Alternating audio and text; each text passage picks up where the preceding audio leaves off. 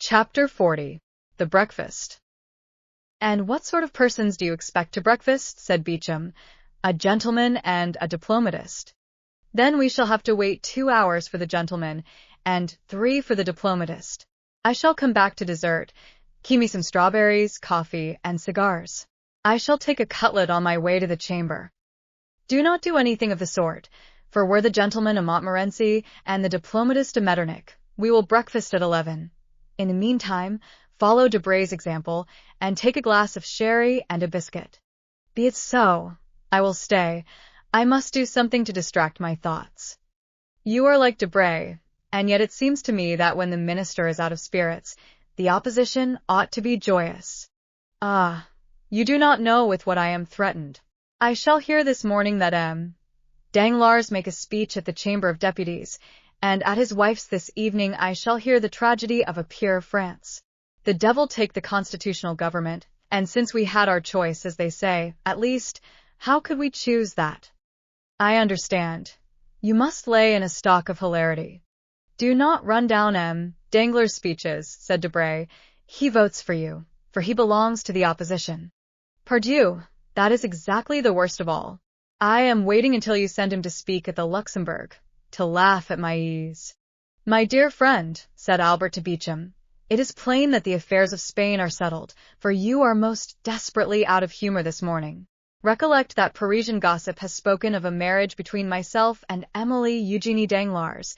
I cannot in conscience, therefore, let you run down the speeches of a man who will one day say to me, 'Vicomte, you know I give my daughter 2 millions.'"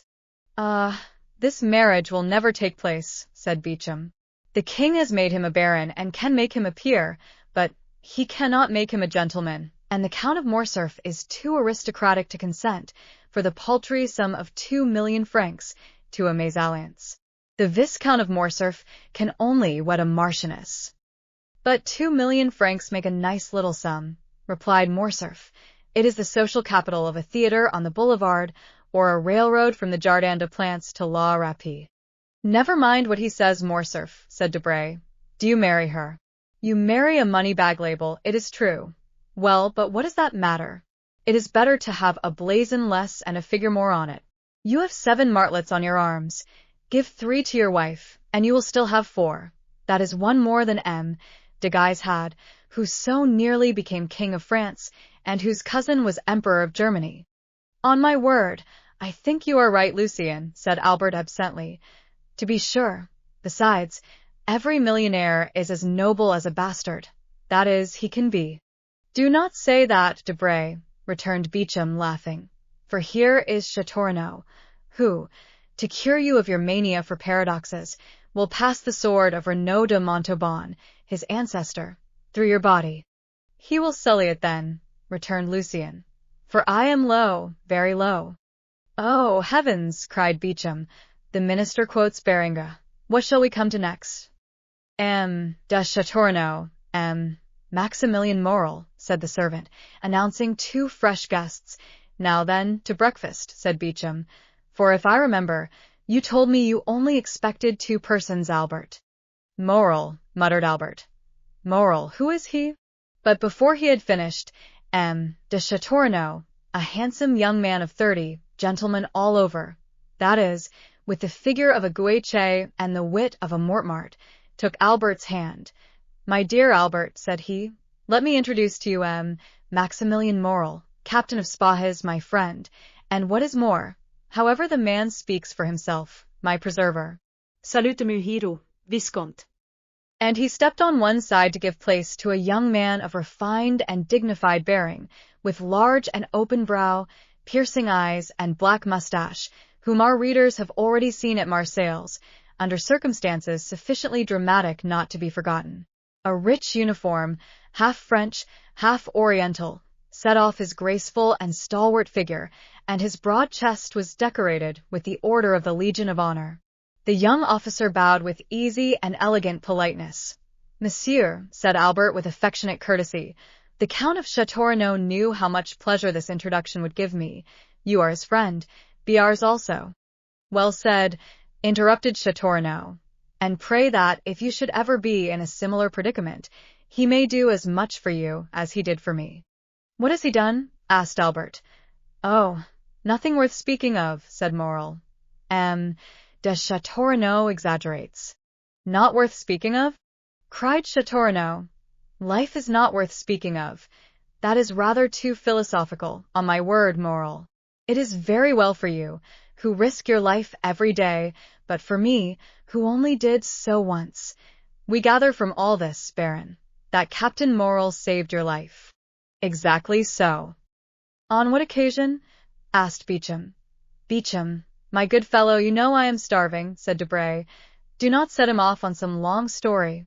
"Well, I do not prevent your sitting down to table," replied Beauchamp. "Châteaurenaud can tell us while we eat our breakfast." "Gentlemen," said Morcerf, "it is only 10:15, and I expect someone else." "Ah, true, a diplomatist," observed Debray. "Diplomat or not, I don't know. I only know that he charged himself on my account with a mission, which he terminated so entirely to my satisfaction, that had I been king, I should have instantly created him knight of all my orders, even had I been able to offer him the golden fleece and the garter." "Well, since we are not to sit down to table," said Debray, "take a glass of sherry, and tell us all about it." "You all know that I had the fancy of going to Africa. It is a road your ancestors have traced for you," said Albert gallantly. "Yes, but I doubt that your object was like theirs, to rescue the Holy Sepulchre." "You are quite right, Beauchamp," observed the young aristocrat. "It was only to fight as an amateur. I cannot bear dueling ever since 2 seconds, whom I had chosen to arrange an affair, forced me to break the arm of one of my best friends, one whom you all know, poor Franz d'Épinay." True," said Debray. "You did fight some time ago, about what?" "The devil take me if I remember," returned Châteaurenaud. "But I recollect perfectly one thing, that, being unwilling to let such talents as mine sleep, I wished to try upon the Arabs the new pistols that had been given to me. In consequence, I embarked for Oran, and went from thence to Constantine, where I arrived just in time to witness the raising of the siege. I retreated with the rest, for 48 hours. I endured the rain during the day, and the cold during the night tolerably well, but the third morning my horse died of cold. Poor brute! Accustomed to be covered up and to have a stove in the stable, the Arabian finds himself unable to bear 10 degrees of cold in Arabia." "That's why you want to purchase my English horse," said Debray. "You think he will bear the cold better." "You are mistaken, for I have made a vow never to return to Africa." "You were very much frightened then?" asked Beauchamp. "Well, yes, and I had good reason to be so," replied Châteaurenaud. "I was retreating on foot, for my horse was dead. 6 Arabs came up full gallop to cut off my head. I shot 2 with my double-barreled gun, and 2 more with my pistols, but I was then disarmed, and 2 were still left. One seized me by the hair. That is why I now wear it so short, for no one knows what may happen. The other swung a yataghan, and I already felt the cold steel on my neck, when this gentleman whom you see here charged them, shot the one who held me by the hair, and cleft the skull of the other with his saber. He had assigned himself the task of saving a man's life that day. Chance caused that man to be myself. When I am rich, I will order a statue of Chance from Clagman or Marichetti." "Yes," said Morel, smiling, "it was the 5th of September, the anniversary of the day on which my father was miraculously preserved. Therefore, as far as it lies in my power, I endeavor to celebrate it by some heroic action," interrupted Châteaurenaud. "I was chosen. But that is not all. After rescuing me from the sword, he rescued me from the cold, not by sharing his cloak with me, like St. Martin, but by giving me the whole. Then from hunger, by sharing with me, guess what?" "A Strasbourg pie?" asked Beauchamp. "No, his horse, of which we each of us ate a slice with a hearty appetite. It was very hard." "The horse," said Morcerf, laughing. "No, the sacrifice," returned Châteaurenaud. "Asked Debray if he would sacrifice his English steed for a stranger?" "Not for a stranger," said Debray, "but for a friend I might, perhaps." "I divined that you would become mine, Count," replied Morel. "Besides, as I had the honor to tell you, heroism or not, sacrifice or not, That day I owed an offering to bad fortune in recompense for the favors good fortune had on other days granted to us. The history to which M. Morel alludes, continued Châteaurenaud, is an admirable one, which he will tell you some day when you are better acquainted with him. Today let us fill our stomachs and not our memories. What time do you breakfast, Albert? At 10:30. Precisely? Asked Debray, taking out his watch. Oh, you will give me 5 minutes' grace, replied Morcerf, for I also expect a preserver. Of whom? Of myself, cried Morcerf. Parbleu! Do you think I cannot be saved as well as anyone else, and that there are only Arabs who cut off heads? Our breakfast is a philanthropic one, and we shall have at table, at least I hope so, 2 benefactors of humanity. What shall we do? Said Debray. We have only 1 Monthyon prize. Well, it will be given to someone who has done nothing to deserve it, said Beauchamp. That is the way the Academy mostly escapes from the dilemma. And where does he come from? Asked Debray. You have already answered the question once, but so vaguely that I venture to put it a second time. Really, said Albert, I do not know. When I invited him 3 months ago, he was then at Rome, but since that time who knows where he may have gone? And you think him capable of being exact? Demanded Debray. I think him capable of everything. Well, with the 5 minutes' grace, we have only 10 left. I will profit by them to tell you something about my guest. I beg pardon, interrupted Beauchamp. Are there any materials for an article in what you're going to tell us? Yes, and for a most curious one. Go on, then, for I see I shall not get to the chamber this morning, and I must make up for it. I was at Rome during the last carnival. We know that, said Beauchamp. Yes, but what you do not know is that I was carried off by bandits. There are no bandits, cried Debray. Yes, there are, and most hideous, or rather most admirable ones, for I found them ugly enough to frighten me. Come, my dear Albert, said Debray, confess that your cook is behindhand, that the oysters have not arrived from Ostend or Marennes, and that, like Madame de Maintenon, you're going to replace the dish by a story. Say so at once. We are sufficiently well-bred to excuse you, and to listen to your history, fabulous as it promises to be. And I say to you, fabulous as it may seem, I tell it as a true one from beginning to end. The brigands had carried me off, and conducted me to a gloomy spot, called the Catacombs of Saint Sebastian. I know it, said Châteaurenaud. I narrowly escaped catching a fever there. And I did more than that, replied Morcerf, for I caught one. I was informed that I was prisoner until I paid the sum of 4,000 Roman crowns, about 24,000 francs. Unfortunately, I had not above 1,500. I was at the end of my journey and of my credit. I wrote to Franz, and were he here, he would confirm every word.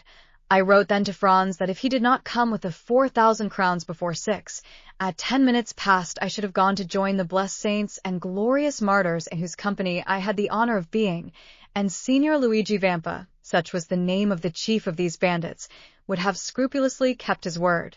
But Franz did come with the 4,000 crowns, said Châteaurenaud. A man whose name is Franz d'Épinay or Albert de Morcerf has not much difficulty in procuring them. No. He arrived accompanied simply by the guest I am going to present to you. This gentleman is a Hercules killing Cacus, a Perseus freeing Andromeda. No, he is a man about my own size. Armed to the teeth? He had not even a knitting needle. But he paid your ransom? He said 2 words to the chief, and I was free. And they apologized to him for having carried you off, said Beauchamp. Just so.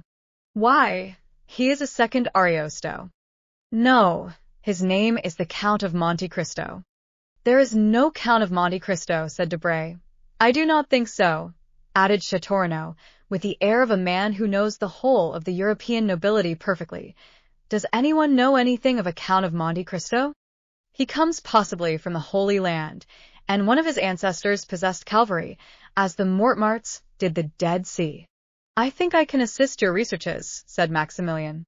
Monte Cristo is a little island I have often heard spoken of by the old sailors my father employed, a grain of sand in the center of the Mediterranean, an atom in the infinite. Precisely, cried Albert. Well, He of whom I speak is the lord and master of this grain of sand, of this atom. He has purchased the title of Count somewhere in Tuscany. He is rich, then?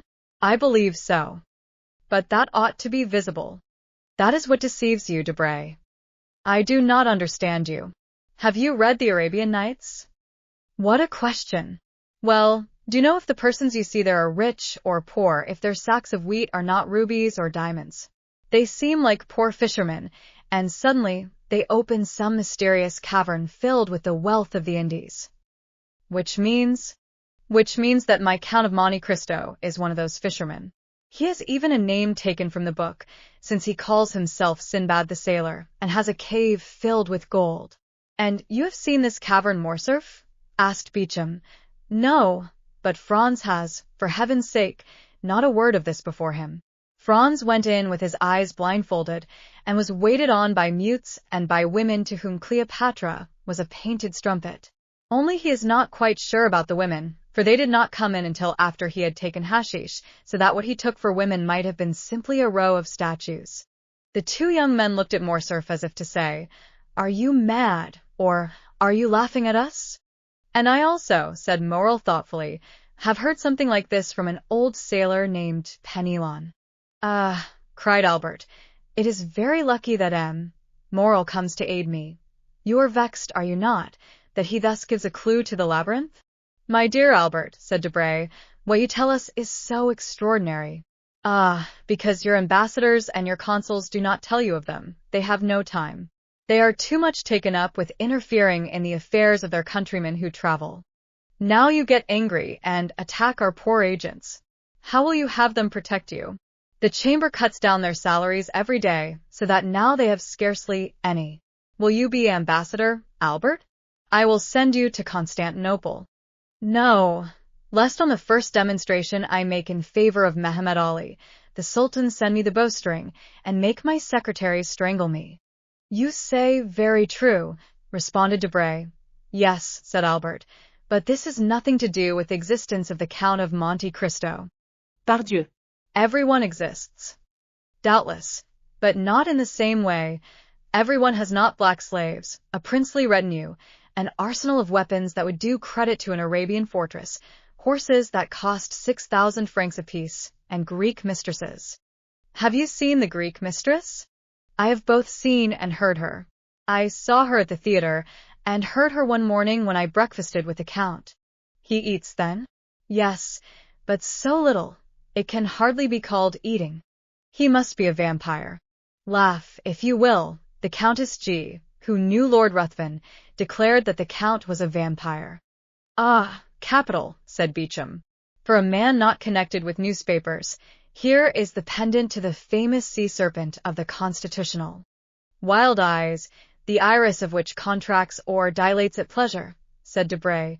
"Facial angles strongly developed, magnificent forehead, livid complexion, black beard, sharp and white teeth, politeness unexceptionable." "Just so, Lucien," returned Morcerf. "You have described him feature for feature. Yes, keen and cutting politeness. This man has often made me shudder, and one day when we were viewing an execution, I thought I should faint, more from hearing the cold and calm manner in which he spoke of every description of torture than from the sight of the executioner and the culprit." "Did he not conduct you to the ruins of the Colosseum and suck your blood?" asked Beauchamp. "Or, having delivered you, make you sign a flaming parchment, surrendering your soul to him as Esau did his birthright?" Rail on at your ease, gentlemen," said Morcerf, somewhat piqued. "When I look at you Parisians, idlers on the Boulevard de Gand or the Bois de Boulogne, and think of this man, it seems to me we are not of the same race." "I am highly flattered," returned Beauchamp. "At the same time," added Châteaurenaud, "your Count of Monte Cristo is a very fine fellow, always excepting his little arrangements with the Italian banditti." "There are no Italian banditti," said Debray. "No vampire," cried Beauchamp. "No Count of Monte Cristo," added Debray. "There is 10:30 striking, Albert. Confess you have dreamed this, and let us sit down to breakfast," continued Beauchamp. But the sound of the clock had not died away when Germain announced, "His Excellency the Count of Monte Cristo." The involuntary start everyone gave proved how much Morcerf's narrative had impressed them, and Albert himself could not wholly refrain from manifesting sudden emotion. He had not heard a carriage stop in the street, or steps in the antechamber. The door had itself opened noiselessly. The Count appeared, dressed with the greatest simplicity, but the most fastidious dandy could have found nothing to cavil at in his toilet. Every article of dress, hat, coat, gloves, and boots, was from the first makers. He seemed scarcely 35, but what struck everybody was his extreme resemblance to the portrait Debray had drawn. The Count advanced, smiling, into the center of the room and approached Albert, who hastened towards him holding out his hand in a ceremonial manner. "Punctuality," said Monte Cristo, "is the politeness of kings, according to one of your sovereigns, I think, but it is not the same with travelers. However, I hope you will excuse the 2 or 3 seconds I am behindhand. 500 leagues are not to be accomplished without some trouble, and especially in France, where, it seems, it is forbidden to beat the postilions." "My dear Count," replied Albert, "I was announcing your visit to some of my friends, whom I had invited in consequence of the promise you did me the honor to make, and whom I now present to you. They are the Count of Châteaurenaud, whose nobility goes back to the 12 peers, and whose ancestors had a place at the Round Table. Lucien Debray, private secretary to the Minister of the Interior.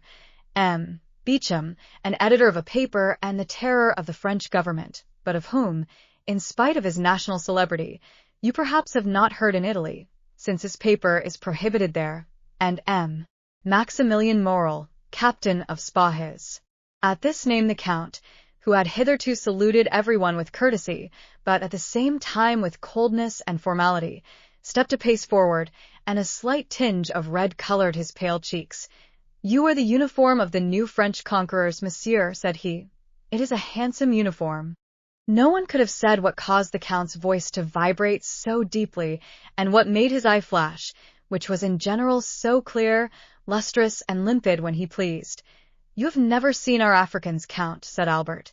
"Never," replied the Count, who was by this time perfectly master of himself again. "Well, beneath this uniform beats one of the bravest and noblest hearts in the whole army." "Oh, de Morcerf," interrupted Morel. "Let me go on, Captain." "And we have just heard," continued Albert, "of a new deed of his, and so heroic a one, that, although I have seen him today for the first time, I request you to allow me to introduce him as my friend." At these words it was still possible to observe in Monte Cristo the concentrated look, changing color, and slight trembling of the eyelid that show emotion. "Ah, you have a noble heart," said the Count. "So much the better." This exclamation, which corresponded to the Count's own thought rather than to what Albert was saying, surprised everybody, and especially Morel, who looked at Monte Cristo with wonder. But at the same time, the intonation was so soft that, however strange the speech might seem, it was impossible to be offended at it. "Why should he doubt it?" said Beauchamp to Châteaurenaud. "In reality," replied the latter, who, with his aristocratic glance and his knowledge of the world, had penetrated at once all that was penetrable in Monte Cristo, "Albert has not deceived us, for the Count is a most singular being." "What say you, Morel?" "Ma foi, he has an open look about him that pleases me, in spite of the singular remark he has made about me." "Gentlemen," said Albert, "Germain informs me that breakfast is ready. My dear Count, allow me to show you the way." They passed silently into the breakfast-room, and everyone took his place. "Gentlemen," said the Count, seating himself, "permit me to make a confession which must form my excuse for any improprieties I may commit. I am a stranger, and a stranger to such a degree, that this is the first time I have ever been at Paris. The French way of living is utterly unknown to me, and up to the present time I have followed the Eastern customs, which are entirely in contrast to the Parisian. I beg you, therefore, to excuse if you find anything in me too Turkish, too Italian, or too Arabian. Now, then, let us breakfast." "With what an air he says all this," muttered Beauchamp. "Decidedly, he is a great man." "A great man in his own country," added Debray. "A great man in every country, Debray," said Châteaurenaud. The Count was, it may be remembered, a most temperate guest. Albert remarked this, expressing his fears lest, At the outset, the Parisian mode of life should displease the traveler in the most essential point. My dear Count, said he, I fear one thing, and that is, that the fare the Rue du Helder is not so much to your taste as that of the Piazza di Spagna. I ought to have consulted you on the point, and have had some dishes prepared expressly. Did you know me better, returned the Count, smiling, you would not give one thought of such a thing for a traveler like myself, who has successively lived on macaroni at Naples, polenta at Milan, olla podrida at Valencia, polo at Constantinople, curry in India, and swallows' nests in China. I eat everywhere, and of everything, only I eat but little, and today, that you reproach me with my want of appetite, is my day of appetite, for I have not eaten since yesterday morning. What? Cried all the guests, you have not eaten for 24 hours? No, replied the Count. I was forced to go out of my road to obtain some information near Nîmes, so that I was somewhat late, and therefore I did not choose to stop. And you ate in your carriage? Asked Morcerf. No, I slept, as I generally do when I am weary without having the courage to amuse myself, or when I am hungry without feeling inclined to eat. But you can sleep when you please, monsieur, said Morrel. Yes. You have a recipe for it? An infallible. That would be invaluable to us in Africa, who have not always any food to eat, and rarely anything to drink. Yes, said Monte Cristo, but unfortunately, a recipe excellent for a man like myself would be very dangerous applied to an army, which might not awake when it was needed. May we inquire what is this recipe? Asked Debray. Oh, yes, returned Monte Cristo. I make no secret of it. It is a mixture of excellent opium, which I fetched myself from Canton in order to have it pure, and the best hashish which grows in the East, that is, between the Tigris and the Euphrates. These two ingredients are mixed in equal proportions and formed into pills. 10 minutes after one is taken, the effect is produced. Ask Baron Franz d'Épinay. I think he tasted them one day. Yes, replied Morcerf. He said something about it to me. But, said Beauchamp, who, as became a journalist, was very incredulous, you always carry this drug about you? Always. Would it be an indiscretion to ask to see those precious pills? Continued Beauchamp, hoping to take him at a disadvantage.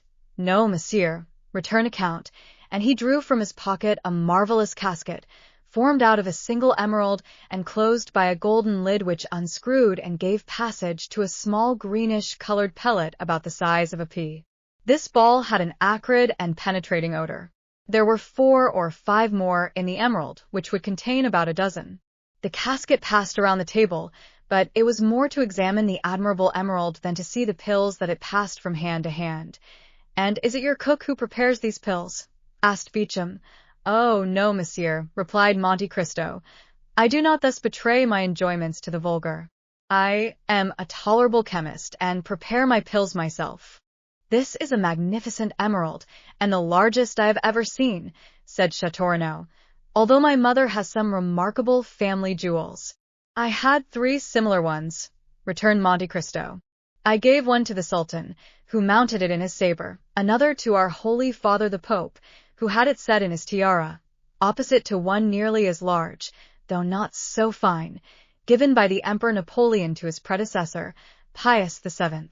I kept the 3rd for myself, and I had it hollowed out, which reduced its value, but rendered it more commodious for the purpose I intended. Everyone looked at Monte Cristo with astonishment. He spoke with so much simplicity that it was evident he spoke the truth, or that he was mad. However, the sight of the emerald made them naturally incline to the former belief. And what did these 2 sovereigns give you in exchange for these magnificent presents? Asked Debray. The Sultan, the liberty of a woman, replied the Count. The Pope, the life of a man, so that once in my life I have been as powerful as if heaven had brought me into the world on the steps of a throne. And it was Peppino you saved, was it not? Cried Morcerf. It was for him that you obtained pardon? Perhaps, returned the Count, smiling. My dear Count, you have no idea what pleasure it gives me to hear you speak thus, said Morcerf. I had announced you beforehand to my friends as an enchanter of the Arabian Nights, a wizard of the Middle Ages, But the Parisians are so subtle in paradoxes that they mistake for caprices of the imagination the most incontestable truths, when these truths do not form a part of their daily existence. For example, here is Debray who reads and Beecham who prints every day. A member of the Jockey Club has been stopped and robbed on the boulevard. 4 persons have been assassinated in the Rue Saint-Denis, or the Faubourg Saint-Germain. 10, 15, or 20 thieves have been arrested in a café on the Boulevard du Temple, or in the Thermes de Julien. And yet these same men deny the existence of the bandits in the Maremma, the Campagna di Romana, or the Pontine Marshes. Tell them yourself that I was taken by bandits, and that without your generous intercession, I should now have been sleeping in the catacombs of St. Sebastian, instead of receiving them in my humble abode in the Rue du Helder. Ah, said Monte Cristo, you promised me never to mention that circumstance. It was not I who made that promise, cried Morcerf. It must have been someone else whom you have rescued in the same manner, and whom you have forgotten. Pray speak of it, for I shall not only, I trust, relate the little I do know, but also a great deal I do not know. It seems to me, returned the Count, smiling, that you played a sufficiently important part to know as well as myself what happened. Well, you promise me, if I tell all I know, to relate, in your turn, all that I do not know? That is but fair, replied Monte Cristo. Well, said Morcerf, for 3 days I believed myself the object of the attentions of a mask, whom I took for a descendant of Tullia or Poppaea, while I was simply the object of the attentions of a contadina, and I say contadina to avoid saying peasant girl.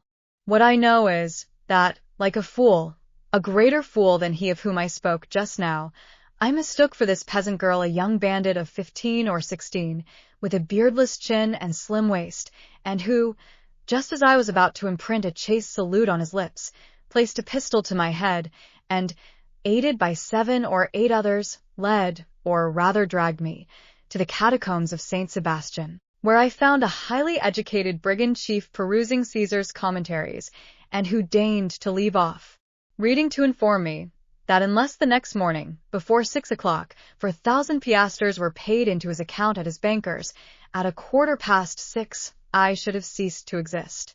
The letter is still to be seen, for it is in Franz d'Epinay's possession, signed by me, and with a postscript of M. Luigi Vampa.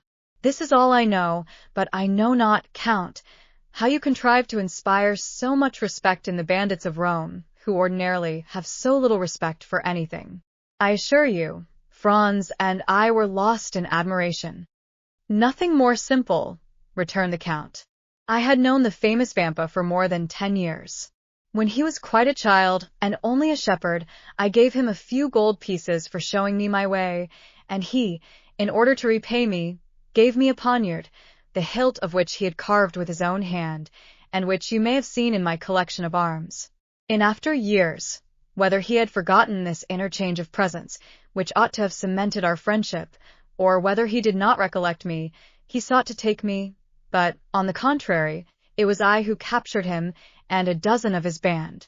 I might have handed him over to Roman justice, which is somewhat expeditious, and which would have been particularly so with him, but I did nothing of the sort. I suffered him and his band to depart, with the condition that they should sin no more, said Beecham, laughing. I see they kept their promise. No, monsieur, returned Monte Cristo, upon the simple condition that they should respect myself and my friends. Perhaps what I am about to say may seem strange to you, who are socialists, and vaunt humanity and your duty to your neighbor, but I never seek to protect a society which does not protect me, and which I will even say, generally occupies itself about me only to injure me, and thus by giving them a low place in my esteem, and preserving a neutrality towards them, it is society and my neighbor who are indebted to me. Bravo, cried Châteaurenaud. You are the first man I ever met sufficiently courageous to preach egotism. Bravo, Count, bravo. It is frank at least, said Morrel. But I am sure that the Count does not regret having once deviated from the principles he has so boldly avowed. How have I deviated from those principles, monsieur? asked Monte Cristo, who could not help looking at Morrel with so much intensity that 2 or 3 times the young man had been unable to sustain that clear and piercing glance. "Why, it seems to me," replied Morrel, "that in delivering M. de Morcerf, whom you did not know, you did good to your neighbor and to society." "Of which he is the brightest ornament," said Beauchamp, drinking off a glass of champagne. "My dear Count," cried Morcerf, "you are at fault. You, one of the most formidable logicians I know, and you must see it clearly proved that instead of being an egotist, you are a philanthropist. Ah, you call yourself Oriental, a Levantine, Maltese, Indian, Chinese. Your family name is Monte Cristo. Sinbad the Sailor is your baptismal appellation, and yet the first day you set foot in Paris you instinctively display the greatest virtue, or rather the chief defect, of us eccentric Parisians. That is, you assume the vices you have not, and conceal the virtues you possess." "My dear Vicomte," returned Monte Cristo, "I do not see, in all I have done, anything that merits, either from you or these gentlemen, the pretended eulogies I have received.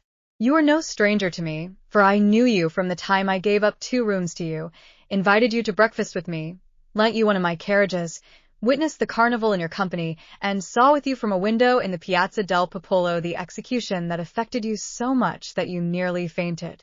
I will appeal to any of these gentlemen. Could I leave my guest in the hands of a hideous bandit, as you term him? Besides, you know, I had the idea that you could introduce me into some of the Paris salons, when I came to France. You might some time ago have looked upon this resolution as a vague project, but today you see it was a reality, and you must submit to it under penalty of breaking your word." "I will keep it," returned Morcerf, "but I fear that you will be much disappointed, accustomed as you are to picturesque events and fantastic horizons. Amongst us you will not meet with any of those episodes with which your adventurous existence has so familiarized you. Our Chimborazo is Montmartre, our Himalaya is Mount Valerian, our great desert is the plain of Grenelle, where they are now boring an artesian well to water the caravans. We have plenty of thieves, though not so many as is said, but these thieves stand in far more dread of a policeman than a lord. France is so prosaic, and Paris so civilized a city, that you will not find in its 85 departments, I say 85 because I do not include Corsica, you will not find, then, in these 85 departments a single hill on which there is not a telegraph, or a grotto in which the commissary of police has not put up a gas lamp. There is but one service I can render you, and for that I place myself entirely at your orders, that is, to present, or make my friends present, you everywhere. Besides, you have no need of anyone to introduce you, with your name, and your fortune, and your talent." Monte Cristo bowed with a somewhat ironical smile. "You can present yourself everywhere, and be well received. I can be useful in one way only. If knowledge of Parisian habits, of the means of rendering yourself comfortable, or of the bazaars, can assist, you may depend upon me to find you a fitting dwelling here. I do not dare offer to share my apartments with you, as I shared yours at Rome. I, who do not profess egotism, but am yet egotist par excellence, for, except myself, these rooms would not hold a shadow more, unless that shadow were feminine." "Ah," said the Count, "that is a most conjugal reservation. I recollect that at Rome you said something of a projected marriage. May I congratulate you? The affair is still in projection." "And he who says in projection means already decided," said Debray. "No," replied Morcerf, "my father is most anxious about it, and I hope, ere long, to introduce you, if not to my wife, at least to my betrothed, Mademoiselle Eugénie Danglars." "Eugénie Danglars," said Monte Cristo. "Tell me, is not her father Baron Danglars?" "Yes," returned Morcerf, "a baron of a new creation." "What matter," said Monte Cristo, "if he has rendered the state services which merit this distinction?" "Enormous ones," answered Beauchamp. "Although in reality a liberal, he negotiated a loan of 6 millions for Charles X, in 1829, who made him a baron and chevalier of the Legion of Honor, so that he wears the ribbon not, as you would think, in his waistcoat pocket, but at his buttonhole." "Ah," interrupted Morcerf, laughing, Beauchamp, Keep that for the corsair or the chivalry, but spare my future father-in-law before me. Then, turning to Monte Cristo, you just now spoke his name as if you knew the Baron? I do not know him, returned Monte Cristo, but I shall probably soon make his acquaintance, for I have a credit opened with him by the house of Richard and Blunt of London, Arstein and Escles of Vienna, and Thomson and French at Rome. As he pronounced the two last names, the Count glanced at Maximilian Morrel. If the stranger expected to produce an effect on Morrel, he was not mistaken. Maximilian started as if he had been electrified. Thomson and French, said he. Do you know this house, monsieur? They are my bankers in the capital of the Christian world, returned the Count quietly. Can my influence with them be of any service to you? Oh, Count, you could assist me perhaps in researches which have been, up to the present, fruitless. This house, in past years, did ours a great service, and has, I know not for what reason, always denied having rendered us the service. I shall be at your orders, said Monte Cristo bowing. But, continued Morcerf, à propos of Danglars, we have strangely wandered from the subject. We were speaking of a suitable habitation for the Count of Monte Cristo. Come, gentlemen, let us all propose some place. Where shall we lodge this new guest in our great capital? Faubourg Saint-Germain, said Château Renaud. The Count will find there a charming hotel, with a court and garden. Bah! Château Renaud, returned Debray, you only know your dull and gloomy Faubourg Saint-Germain. Do not pay any attention to him, Count. Live in the Chaussée d'Anne. That's the real center of Paris.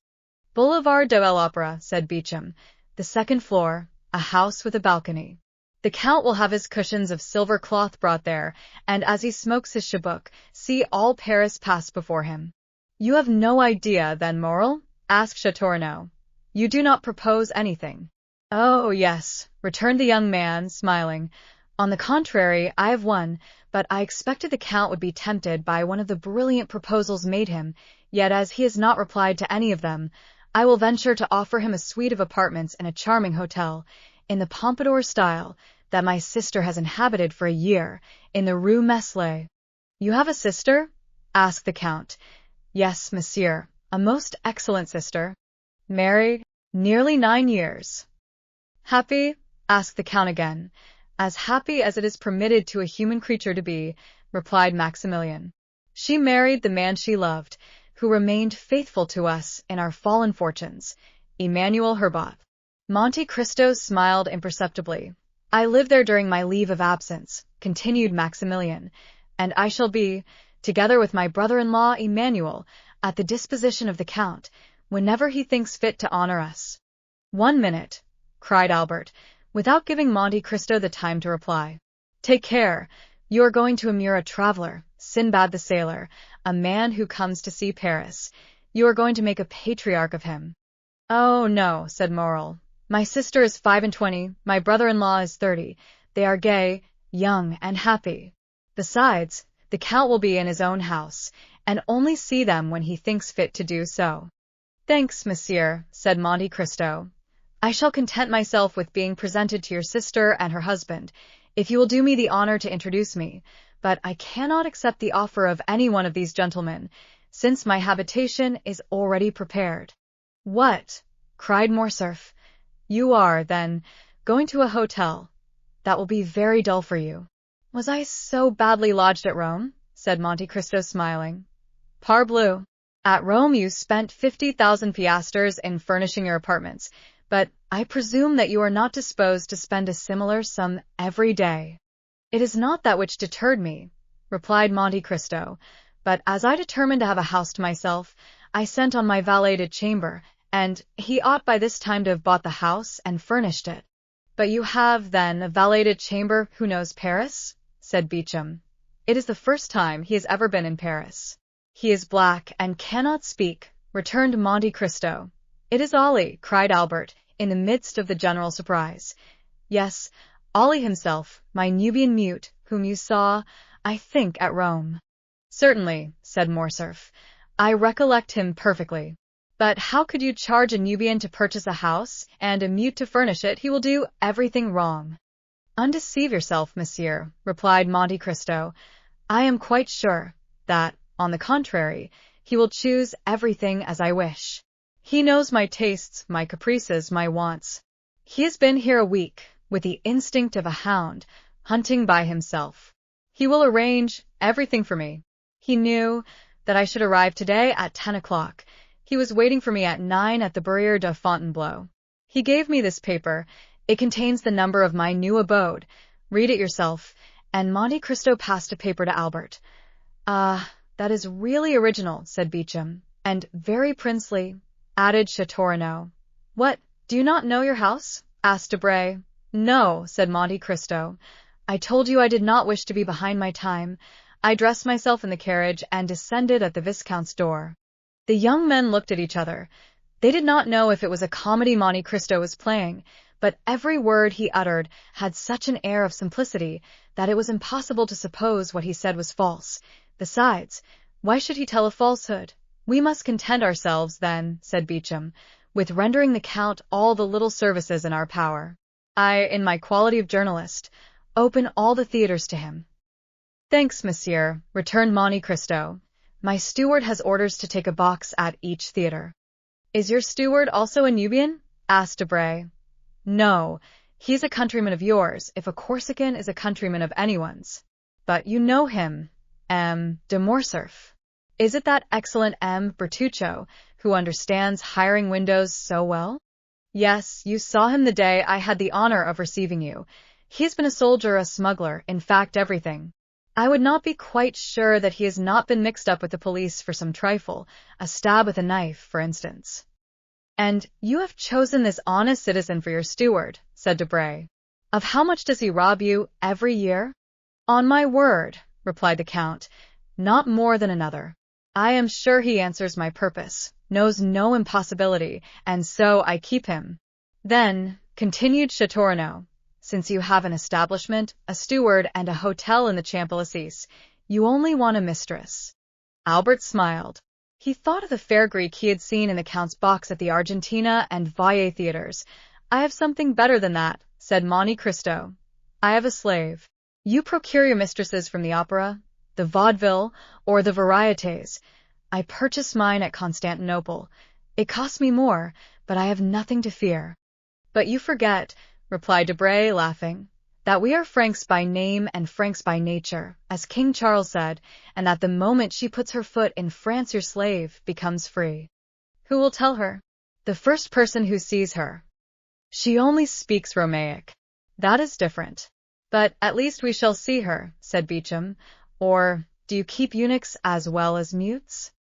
"Oh, no," replied Monte Cristo. "I do not carry brutalism so far. Everyone who surrounds me is free to quit me, and when they leave me will no longer have any need of me or anyone else. It is for that reason, perhaps, that they do not quit me." They had long since passed to dessert and cigars. "My dear Albert," said Debray, rising, "it is 2:30. Your guest is charming, but you leave the best company to go into the worst sometimes.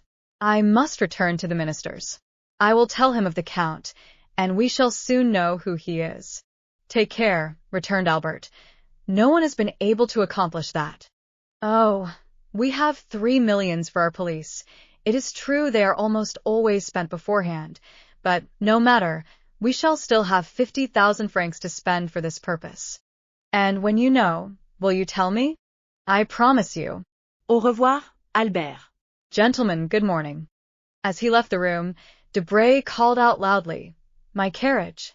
"Bravo," said Beauchamp to Albert. "I shall not go to the Chamber, but I have something better to offer my readers than a speech of M. Danglars." "For heaven's sake, Beauchamp," returned Morcerf, "do not deprive me of the merit of introducing him everywhere. Is he not peculiar?" "He is more than that," replied Chateau Renaud. "He is one of the most extraordinary men I ever saw in my life. Are you coming, Morel?" "Directly I have given my card to the Count, who has promised to pay us a visit at Rue Meslay, No. 14. "Be sure I shall not fail to do so," returned the Count, bowing, and Maximilien Morel left the room with the Baron de Chateau Renaud, leaving Monte Cristo alone with Morcerf.